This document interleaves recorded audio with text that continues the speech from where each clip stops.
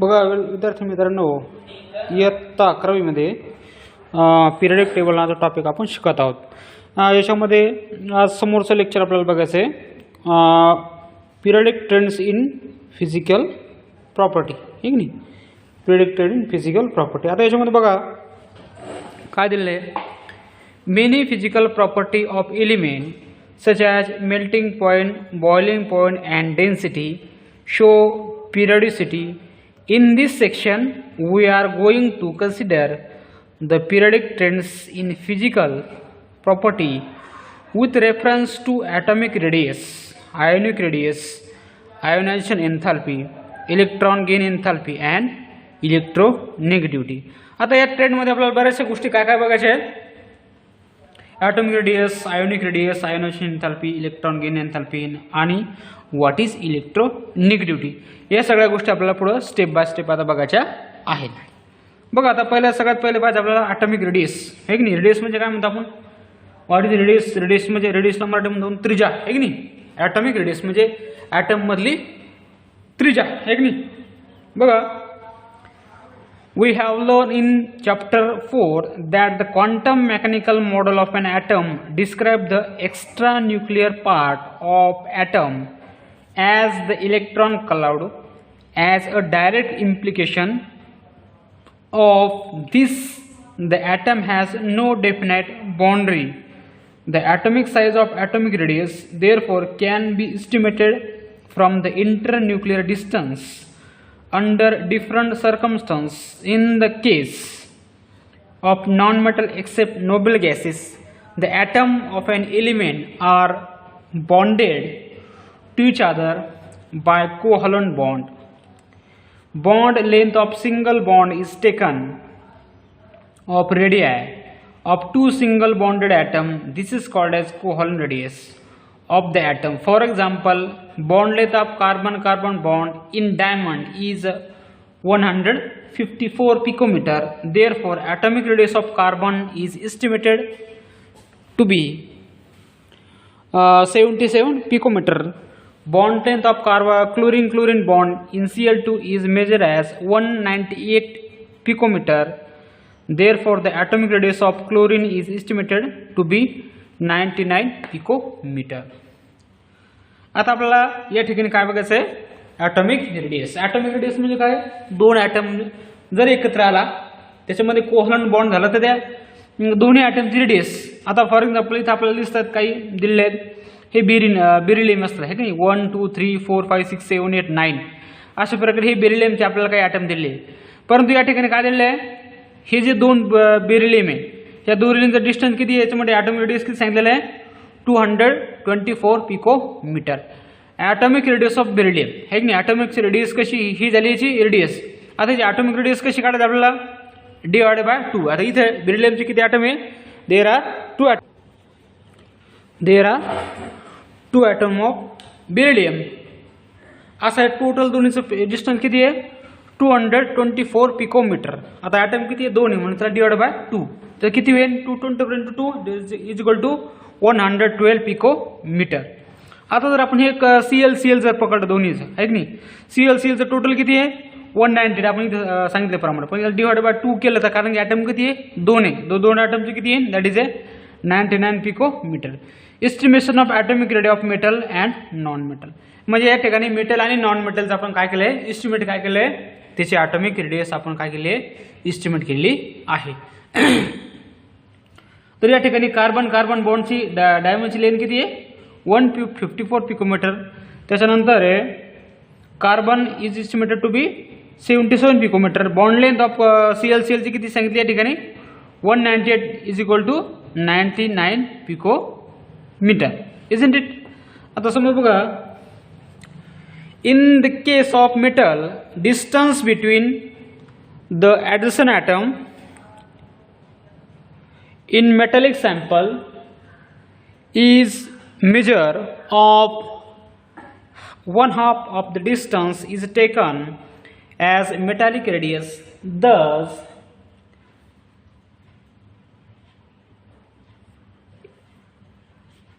half of distance taken of the metallic radius. Thus atomic radius is one half of internuclear distance between the two adjacent atom of metal or two single bonded atom of a non-metal. आता एकंदरीत atomic radius कशाला म्हणतो आपण? For example हे दोन item आहे की नाही, हे दोन ॲटम जर एकमेकात जर आपण याच्यामध्ये जर बॉन्डिंग घडली तर दोन्हीचं मधलं डिस्टन्स आहे की नाही, हे झालं तर दोन ॲटमचं डिस्टन्स, हे झालं आपण याला जर बॉन्डिंग झालं तर दोन्हीचं डिस्टन्स कसं होईल, ते हाफ होईल आहे की नाही. आता इथं सांगितल्याप्रमाणे thus atomic radius is one half of the internuclear distance, म्हणजे दोन्ही इंटरन्युक्लियरचं one half distance between the two addition atom, ह्या दोन ॲडिशन ॲटम मधला. आता two single bonded atom of a non metal, म्हणजे ह्या दोन नॉन मेटल मधला जे डिस्टन्स आहे त्याला काय म्हणतो आपण, that is atomic radius. Atomic radius कसं असतं, that is one half, isn't it. हे बघितलं आपण आता ॲटॉमिक रेडियस. याच्यानंतर समोरचं बघा, आता आपल्याला इथं समोर एक टेबल दिलेलं पाहिजे, atomic radius of some element. इथं ॲटॉमिक रेडियस दिलेलं आहे, इथे पिरियड, इथे ग्रुप, हे झाले खाली 2 3 4 5 6 आणि इकडे 1 2 13 14 15 16 17, म्हणजे याच्यामध्ये एस ब्लॉक दिलेला आपल्याला आणि पी ब्लॉक दिलेला आहे. आता या ठिकाणी जर आपण याच्यावर पाहिलं, म्हणजे खाली जर पिरियडनुसार आलो, लिथियम, सोडियम, पोटॅशियम, रोडियम, सेन्सियम, तर या ठिकाणी यांचा ॲटॉमिक रेडियस काय होतं, that is a increase in number. आपण जर असं खाली खाली आलो डाऊन द ग्रुप, तसं ॲटॉमिक रेडियस कसं होतं, याचं इन्क्रीज होत चालतं. परंतु आपण जर लेफ्ट टू राईट जर गेलं तर याचं काय होतं, ॲटॉमिक रेडियस हे डिक्रीज होत चालतं. बघा इथे बेरिलियमचा 111 आहे, तिथे 88 आहे, कार्बनचा 77 आहे, नायट्रोजनचा 74 आहे, ऑक्सिजनचा 66 आहे आणि याचा 64 आहे. म्हणजे आपण जर असं साईडला गेलो तर याचा ॲटॉमिक रेडियस काय होतो, डिक्रीज होतो, डिक्रीज डाऊन द ग्रुप. आणि जर आपण असं जर खाली साईडला आलो एक नाही पिरियडनुसार, तर याचा ॲटॉमिक रेडियस काय होतो, इन्क्रीज डाऊन द ग्रुप. बघा आता समोर काय दिलं आहे, it can be seen table number 7.2 है कि नहीं, हा 7.2 आहे. Radius the atomic radius decrease across A period, हा काय झाला, डिक्रीज झाला अप टू 70 पर्यंत झाला, बरोबर आहे. And increase down the group, जर आपण खाली खाली आलो तर increase down the group.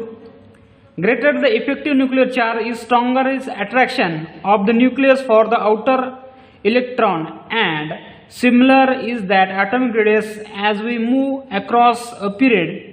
Screening effect caused by the core element remain the same.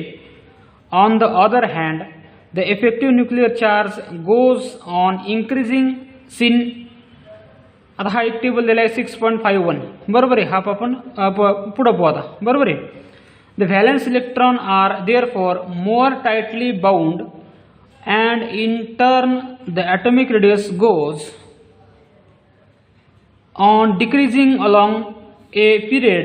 The effective nuclear charge decrease and shielding effect increase down the group.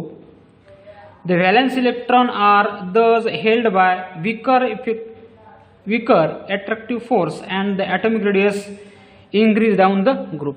आता आपण जर मगाशी म्हटल्याप्रमाणे डाऊन द ग्रुप याचा काय होतो, ॲटॉमिक रेडियस इन्क्रीज होत चालतो. परंतु जरा या साईडने गेलं तर ॲटॉमिक रेडियस हा डिक्रीज होत चालतो. यांनी काय सांगितलं, इफेक्टिव्ह न्यूक्लियर चार्ज, या ठिकाणी महत्त्वाचा वर्ड काय आहे, effective nuclear charge decrease and shielding increase down the group. जर इफेक्टिव्ह न्यूक्लियर चार्ज कसा असेल, डिक्रीज होतो असेल, तर शिल्डिंग इफेक्ट कसा होतो, इन्क्रीज होतो down the group. The valence electron are thus held by weaker attractive force and the atomic radius increase down the group. म्हणजे याच्यावर जो शिल्डिंग इफेक्ट होतो तो कसा होतो, विकर होतो है की नाही, weaker attractive force and the atomic radius increase down the group. म्हणजे त्या ॲटमचा इलेक्ट्रॉनचा काय होतो, शिल्ड तो कमी, लास्ट व्हॅलेन्स इलेक्ट्रॉन शिल्ड करत नाही, म्हणून त्याची व्हॅलेन्सी काय होती, त्याचा इलेक्ट्रॉन हे काय होतो, व्हॅलेन्सी एक इन्क्रीज होत चालती, म्हणून त्याचा ॲटॉमिक रेडियस काय होतं, that is a increase down the group, बरोबर आहे. तर समोर इथं काय दिलं बघा, आता आयोनिक रेडियस, बरोबर आहे. तर आयोनिक रेडियसमध्ये पहा, an atom from a positively charged ion cation on the removal of one or more electron, whereas a negatively charged anion is formed with gain of one or more electron. Measurement of distance between neighboring cation and anion in ionic crystal have been useful for estimation of ionic radii, the ionic radii show the same trend of atomic radii. आता आपण जर याच्या अगोदर बघितलं atomic radii, पण त्या ionic radii मध्ये काय आहे, याच्यामध्ये आपल्याला दोन गोष्टी बघायच्या, एक कॅटन आणि आयन आहे की नाही. Cotton that is a positive charge and ion get a negative charge. आता याच्यामध्ये काय आहे, measurement of distance between the neighbouring cotton आणि आयन. म्हणजे कॅटन आणि आयन मध्ये आपल्याला काय मोजायचं आहे, मेजरमेंट करायचं, बरोबर आहे. आता बघा याचं आपण कॅटन आणि आयन जर मेजरमेंट करायचं म्हटल्यावर याच्या आणि खाली काही ट्रेंड असते, बरोबर आहे. त्या ट्रेंड्स आपण काय करू, याच्यानंतरच्या पुढच्या लेक्चरला बघू. तर आजच्या लेक्चरला आपण ॲटॉमिक रेडिया बघितला, तर उद्याच्या लेक्चरला राहिलेल्या आयनिक रेडिया आणि समोरचा पाठ आपण नंतरच्या लेक्चरला बघू.